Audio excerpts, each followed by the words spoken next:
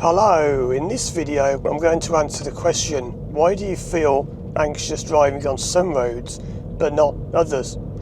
A lot of people ask me this and say, how come when I'm driving on a road like this one I'm on now, where you can't see that far ahead in some places and it's quite narrow and tight and twisty, I feel fine. But when I drive on fast roads at high speed, or when the road's really open, like just about there, and now maybe where the view opens out, people say, well, I feel really bad and it makes no sense. Sometimes I could be on a high speed road and if I'm behind a large vehicle like a truck, I'm fine, but as soon as the truck goes, I panic. Well, let me explain why that is.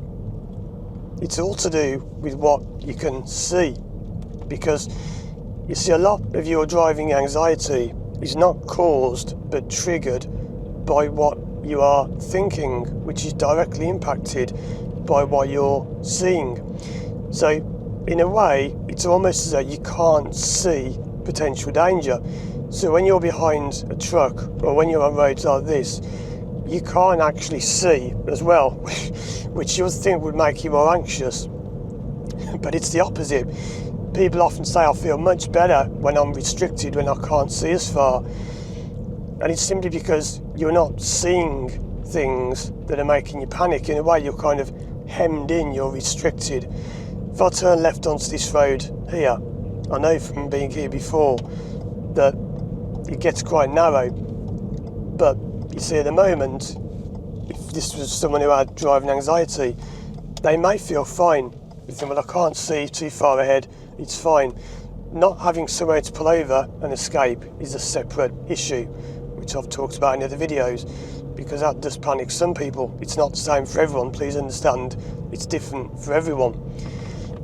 But that's why. So it all depends on where you can see, because if you can see an open road and you're thinking of all the possibilities of the getting to higher speed and losing control of the vehicle, and again I've done other videos on the fear of losing control, that's what it is. So it kind of helps in a way to not be able to see as far ahead, but that won't fix the problem. And if you've watched my other videos, you'll know what will fix it is to find what the problem really is. Because see, I don't care if the roads are tight, twisty, open, fast, slow. I don't care, because for me nothing is tied to that. Nothing from the past, no old experiences are tied to that. There are other things in my life that things are tied to, and we all have that, because otherwise you wouldn't be human. Some people have a fear of flying, some people have, it comes out in different ways. But if you've ever wondered why you feel fine on some roads and on others, it's not the real reason. It's not the solution to go and blindfold yourself and drive blindfolded. That's just stopping the triggers, which won't fix it.